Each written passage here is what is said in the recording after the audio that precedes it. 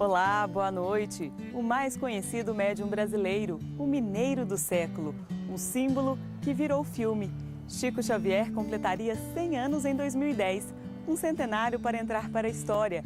E para marcar a data, a TV Integração preparou um programa especial. E você é nosso convidado.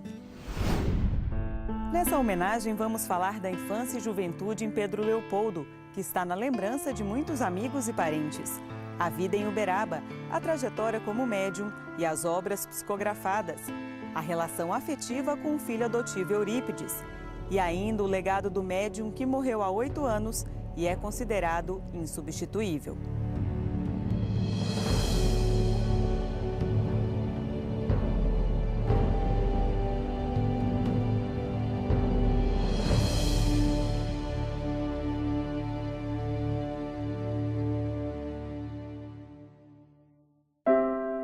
Mensageiro do Espiritismo, homem caridoso. A vida de Chico Xavier foi baseada principalmente em 2 pilares: o desafio de difundir a doutrina espírita e a dedicação às causas sociais, o amor ao próximo.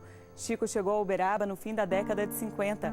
A relação com a cidade durou mais de 50 anos, terra em que ele fez questão de ser enterrado, como conta a repórter Adriana Afonso.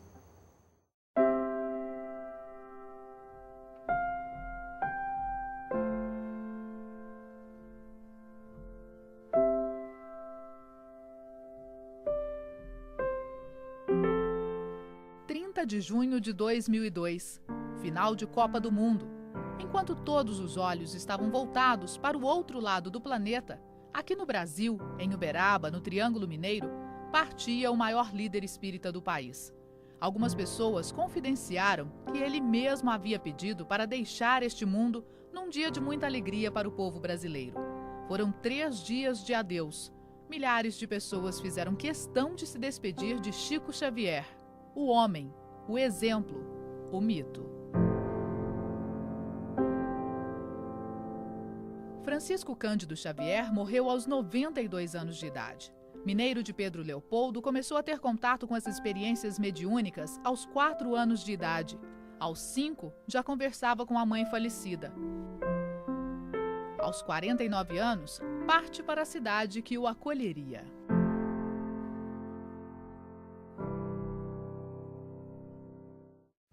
E foi em Uberaba que Chico Xavier decidiu viver, difundir a sua doutrina, ajudar os necessitados, escrever a própria história e mudar a história de milhares de pessoas que o procuravam.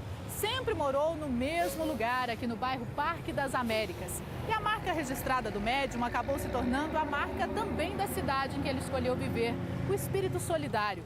Mas mesmo depois de sua morte, muitos ainda se perguntam: quem na realidade foi Chico Xavier? Para responder a esta pergunta, ouvimos diferentes pessoas que também, de diferentes maneiras, se relacionaram com o médium.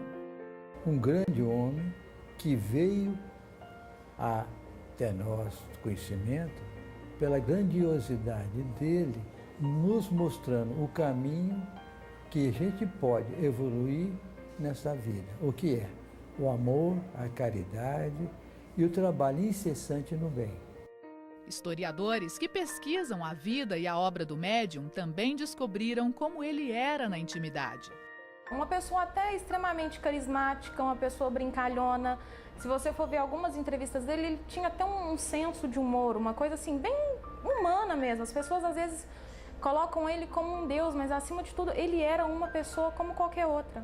Eu acho que a simplicidade dele foi tão grande, aquele ser tão iluminado, que ele conseguiu tocar todo tipo de pessoa. Ele não tinha preconceito e eu acho que isso fez com que a aceitação do Chico como pessoa fosse grande, fosse bem quista. Como um trabalhador, não atuou apenas no Brasil.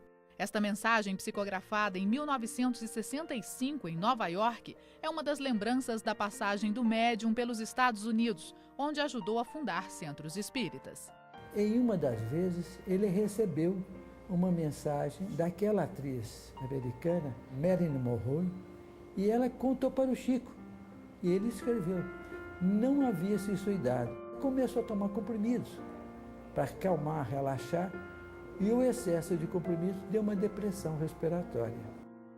Foi com as psicografias que se tornou mundialmente conhecido. Um dos casos mais famosos envolvendo as mensagens de pessoas que já morreram aconteceu em 1979, em Goiânia, onde uma das cartas recebidas pelo médium ajudou a inocentar um jovem acusado de ter matado o melhor amigo. Foi o Moro que falou e eu acreditei na palavra do Moro. Com o tempo vieram os problemas de saúde e, em uma de suas internações, um fenômeno para muitos inexplicável. O senhor lembra da luz que entrou no quarto do senhor? Minha mãe. Chico Xavier, como nos contaram as pessoas que foram bem próximas do médium, era um homem de hábitos simples, não gostava de luxo, mas fez alguns pedidos, como o de ser enterrado aqui em Uberaba, mais precisamente na quadra O do cemitério São João Batista, onde foi erguido este mausoléu e onde muitas pessoas se sentem bem mais próximas dele. E que virou um verdadeiro ponto de peregrinação, principalmente na época de finados e no dia do aniversário do médium. Na última vez em que nossa equipe esteve no mausoléu, um visitante ilustre deu o ar da graça. E é aqui que mais um pedido de Chico ficou registrado. A minha vida dediquei à minha mediunidade, à minha família, aos meus amigos, ao povo. A minha morte me pertence. Meu corpo deve voltar para a Mãe Terra e não deve ser tocado.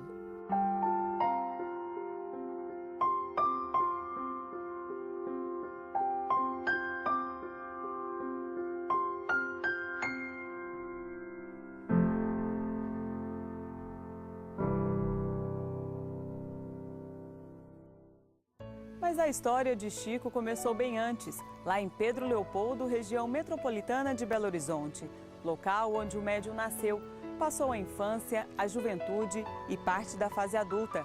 A repórter Carolina Noronha esteve na cidade e nos conta um pouco como foi a infância de Chico Xavier. Foi aqui, mais exatamente na rua São Sebastião, que em 2 de abril de 1910 nasceu Francisco Cândido Xavier, o 9º filho do casamento de João Cândido Xavier e Maria João de Deus. Criança marcada por uma infância pobre e sofrida.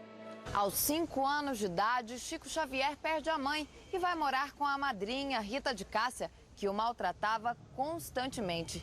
Chico contava a todos que quem vinha o consolar nesses momentos era a mãe dele. Apavorado com essas visões, ele procurava a igreja de Nossa Senhora da Conceição para se confessar.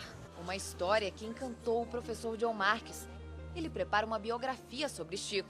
Entre os casos, as penitências que o padre com quem o menino se confessava o fazia pagar. Muitos acreditavam que Chico era perseguido pelos demônios. Haviam as penitências, Ave Marias, Pai Nossos, carregar uma pedra sobre a cabeça. Chico passou por todos esses constrangimentos. Chico Xavier estudou até a 4ª série primária. Frequentava o grupo escolar São José, que já não existe, mas sempre se destacou pela inteligência, característica presente na memória de Dona Cidália, única irmã viva do médium.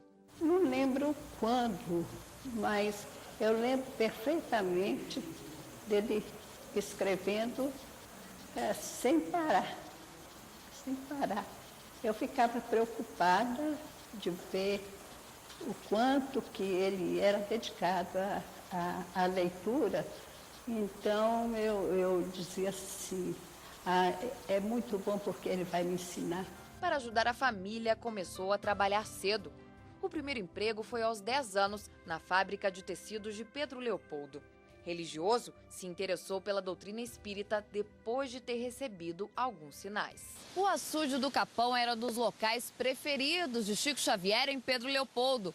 Todas as tardes, ele vinha aqui meditar na companhia de 2 amigas. Foi um desses dias que, de acordo com relatos do próprio médium, o espírito Emmanuel, que o teria acompanhado pela vida toda, apareceu a ele pela primeira vez. Chico Xavier contava que ele e Emmanuel eram almas que já se encontraram em muitas vidas. O rosto do mentor foi lembrado e reproduzido. Muitos livros e mensagens psicografadas são atribuídas a ele. Aos 17 anos, Francisco Xavier e um grupo de amigos fundam o Centro Espírita Luiz Gonzaga, que passou por 5 sedes até chegar aqui, a casa onde o médium nasceu. São daqui as primeiras imagens do médium psicografando. As centenas de pessoas que ele atraía continuam a frequentar o centro, que hoje se dedica à caridade. Este programa atende famílias carentes.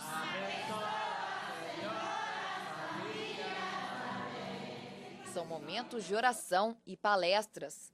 Há 2 anos frequentando o grupo, Dona Maria Nalva e o filho Arthur viram muita coisa mudar. Às vezes eu venho de lá triste, que às vezes eu venho preocupada com alguma coisa e tudo. Quando eu chego aqui, eu esqueço tudo. O pessoal aqui é muito amigo, ajuda muito, né? Dá gente muito conselho. Gratidão que sente também uma das voluntárias do centro. Ela é uma pessoa meiga, carinhosa, muito tranquila, né? Bondosa com todos. E a influência que eu tive para que eu estar aqui hoje nessa casa, que me recebe com muito carinho, a influência foi do Chico.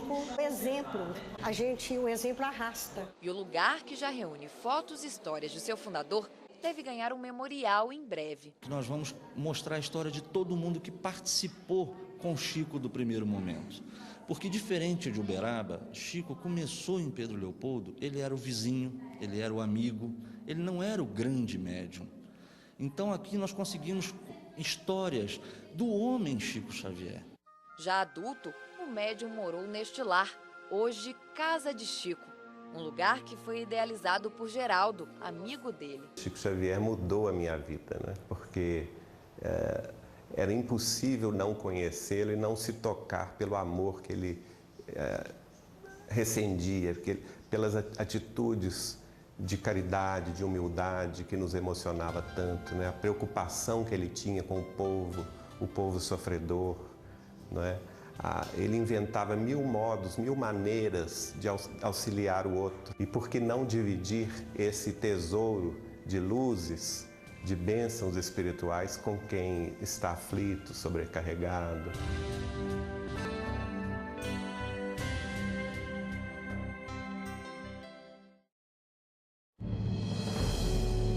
Daqui a pouco tem mais especial Chico Xavier, 100 anos de amor e fé. Vamos saber como ele é lembrado por parentes e amigos em Pedro Leopoldo. E ainda o filme sobre a vida do médium que está mexendo com o Brasil. Ele foi uma pessoa que só fez o bem, só quis o bem, pregou o bem, se dedicou a vida inteira ao ser humano. Era uma figura, um carisma, uma coisa assim muito impressionante de se estar perto. Eu tive a grande oportunidade de estar com o Chico Xavier. Eu acho que esse filme é que vai trazer uma grande importância para o Chico Xavier.